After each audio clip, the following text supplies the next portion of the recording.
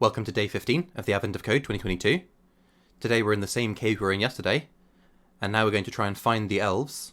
Each of them is carrying a beacon, and we can deploy a sensor, or a series of sensors that will pick up those beacons. So when we deploy our sensors, they pick up the very nearest beacon, measured by the Manhattan distance, which is, when you're working on a grid, you take the total vertical plus the total horizontal distance, like you would have to if you're walking on a grid where you can't walk diagonally.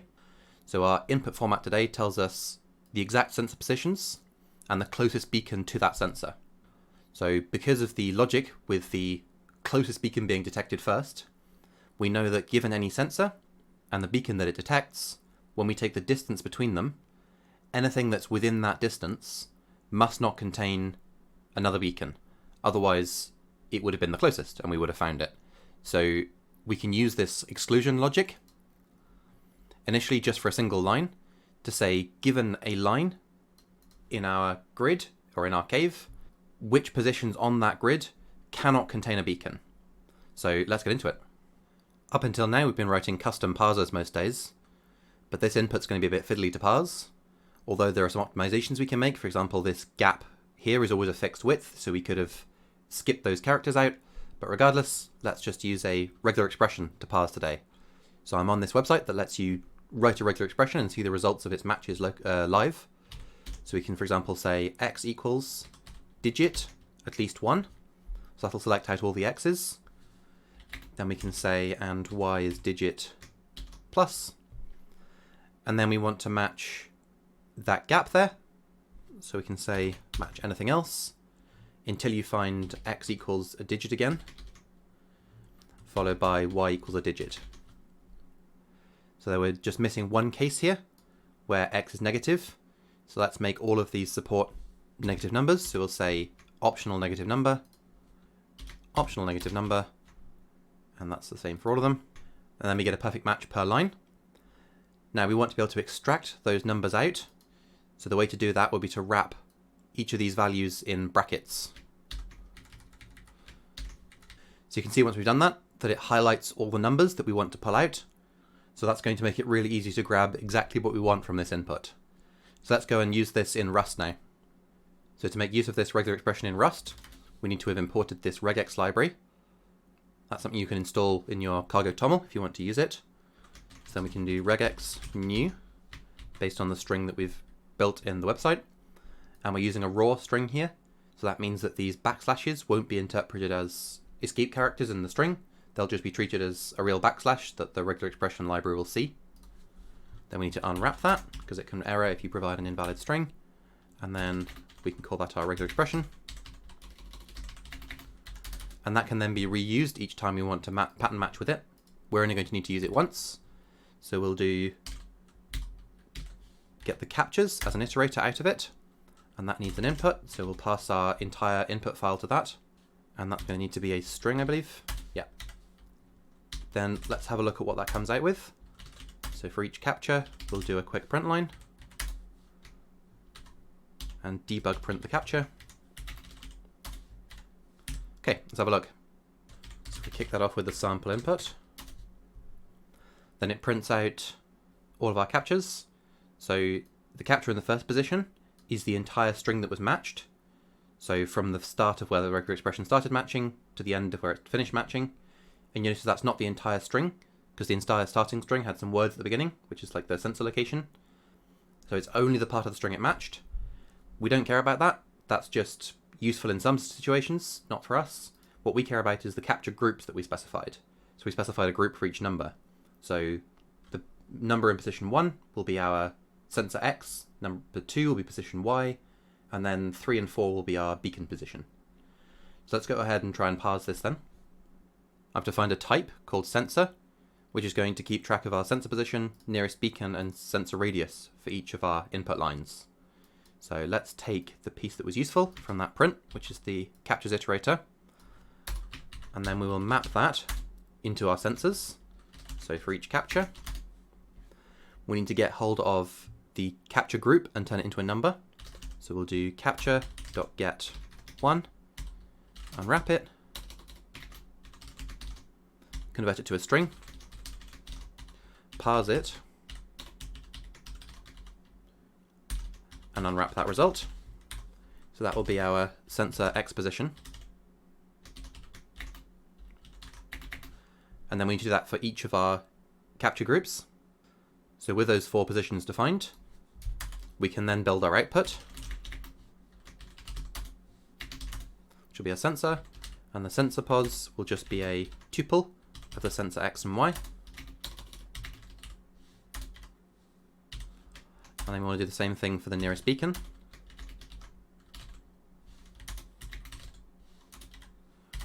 And then finally we need to calculate the radius, so the distance between those 2 things. And that's done using Manhattan distance, as the problem asks for. So we'll do sensor X, and then we'll take the absolute difference to the beacon X. So that's going to be just how far apart are they, but dealing with negative numbers. So it'll come back as a positive number either way that, and account for how far apart is a negative number. So we haven't got to think too hard about how that works. And then sensor Y, absolute difference with beacon Y. There we go. And then we can output that, collect the whole thing, and that will become our sensors. And we should tell it what type that should be, which is a vector of sensor. So there's one more thing to take care of here. The problem doesn't give us our bounds of the cave. It just tells us where the sensors are and what the nearest beacon is. So we need to define somehow how big our cave is going to be, so that we know what area to check for as we look for areas that sensors can't see. So the way that I've gone for this is to say, well, let's start from our sensor position. We know roughly how far our sensor can see. It could see further if there was a beacon further away, but given that that's as far as we know about the beacon that ends up finding, let's define the minimum and maximum X and Y position we see based on the sensor positions and the sensor radiuses. So I'm going to add that now. I've defined X and Y bounds starting at 0, 0, so a non-existent or empty grid. And then every time we find a position, plus or minus its radius, that gives us a new smallest or largest value, then we store that in our bounds. So by the time this map is finished, we'll have seen all possible positions, and we should know exactly how big our grid needs to be. So let's have a look at what those come out at. So we print out that, and we'll say X bounds, debug print, Y bounds, debug print, X bounds and Y bounds. Let's have a look. So again, we'll run it with a sample input, and it's saying that our grid X values run from -8 to 28, and our Y values run from -10 to 26. So that seems reasonable. It's certainly larger and smaller than any of the values we actually see in our grid input, any positions that anything's at, so we shouldn't miss any information like this, although we might need to trim this down a bit when it comes to finishing this with our real input and possibly part 2. So good enough for now. Let's see how it goes for us. Now we're ready to start thinking about the solution to part 1. So we're asked to find what points on our line can't contain a beacon. So let's first define the size of our line, which is going to be the X bounds, absolute difference with X bounds 1. So that's saying how far apart are the start and end, accounting for negative numbers at the start, which we know our input gives us. And then we'll say that our line is a mutable vector of booleans.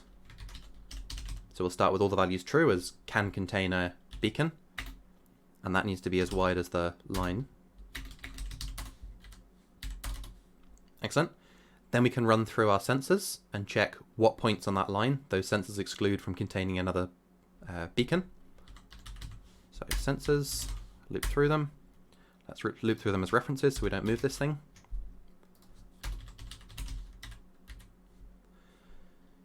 Then we need to figure out what position we're going to be at. So we'll say our current X position is X bound 0 to make sure that we account for the difference between a vector that starts at 0 and the actual position of ourselves on the grid. So we're going to initialize our real position to be our true starting position. Then we'll run through all the values in that line for each sensor. Call that our current position, and we're going to want to be able to modify that as we go. So we'll mark that mutable. And then we'll say if that position is already true, that's when we need to check it. As soon as it becomes false, we don't need to check it anymore, so we can save ourselves some work. We only care about it being excluded once. And then we need to check the distance between 2 points. So let's quickly define a function for that, which takes x1, i32, let's do y1, i32, x2, i32, y2, i32.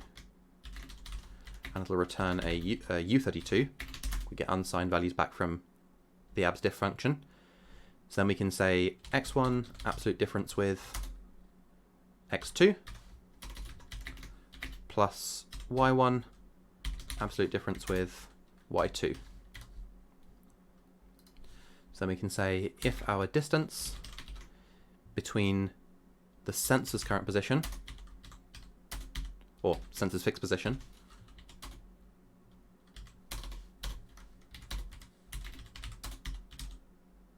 sensor position 1, so that's our x and y, the current x position that we're keeping track of, and the line number that we want. So that we don't have yet, let's just define that up here. So we'll take that as another input from the user. Line number, args, nth 2, expect, provide a line number, and parse that to an i32, and unwrap the result. Then we've got that defined here. So if that's true, then we can set our position to be false. And then we still need to track the x position after each loop. Plus equals 1. There we go. So then we can print out how many values have changed in that loop, how many values have been changed in our line. So we can say line, iterate, filter out the values where the value is false, and count them. So that should be how many values or how many points on our line can't contain a beacon now.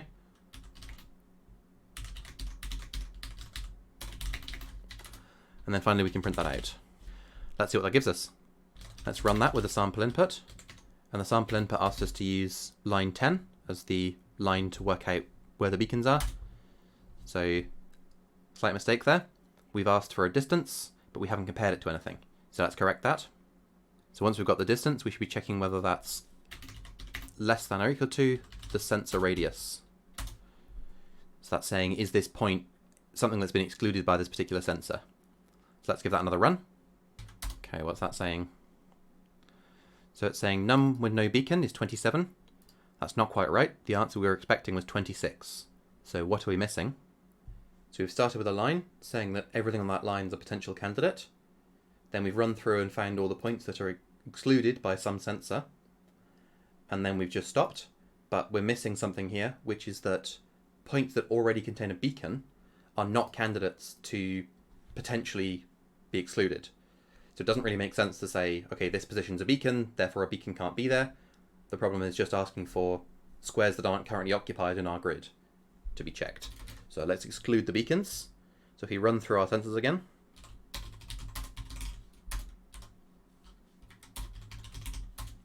and again we don't want to move those, we'll want to reuse them. So then we can say if the sensor dot nearest beacon position dot 1, so it's y position, is equal to the line number, then on our line at the sensor dot nearest beacon position dot 0, so that's its x position, but its x position is going to be on our grid, so potentially negative. So we need to correct for our x bounds here, and then that should be a u size to index into this. As u size, and then we can assign that back to true. So any points that contain a beacon, we will clear them out of our matches.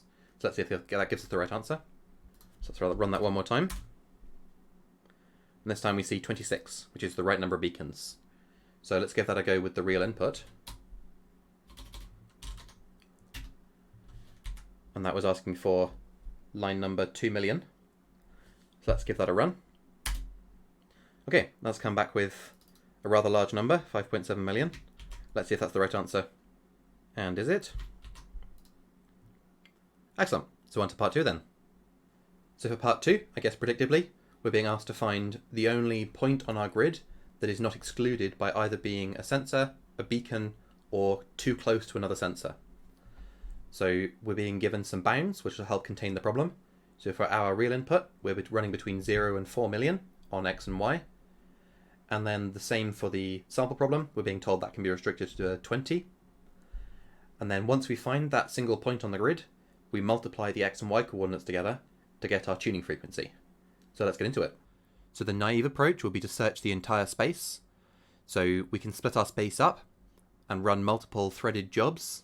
So we'll launch a thread for each area that we're going to search. We'll use a channel so that each thread has a place to send that result to, and we'll listen for the result. And then the search just goes through the entire range that it's given, tries to check if any of the sensors exclude that value from being a possible candidate. As soon as we find one point where all the sensors aren't covering it, we send that result back. But unfortunately, that eats a lot of CPU because the search space is just massive. I think it's something like 3.4 billion, over 3.4 billion items to check. It's just too slow. So this is not the way to go. This has been running on my machine for a good half hour and hasn't really got anywhere.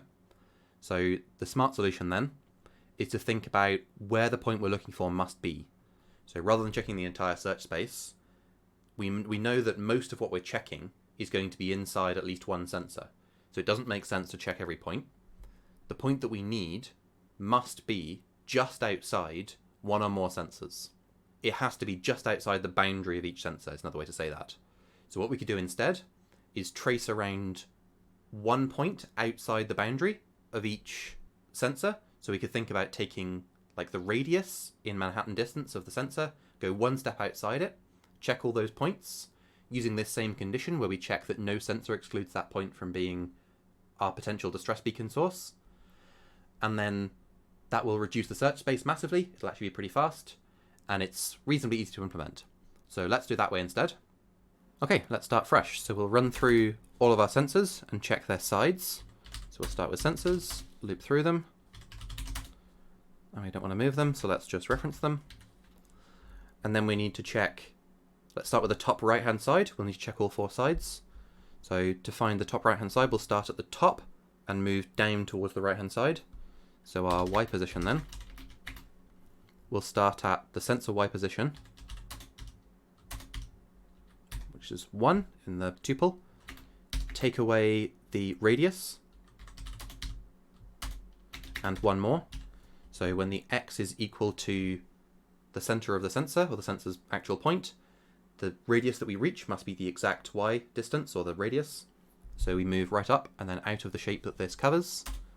Then we can run through all the X positions that we want to have correspond to this. So for X in, and then we'll start at the current X position of the sensor.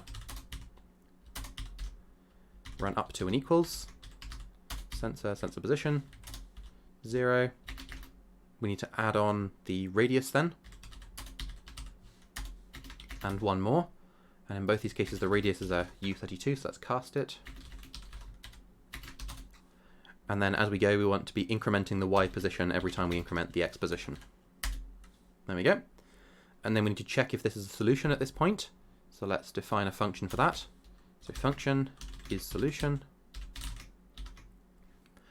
And this will take a point and the sensors.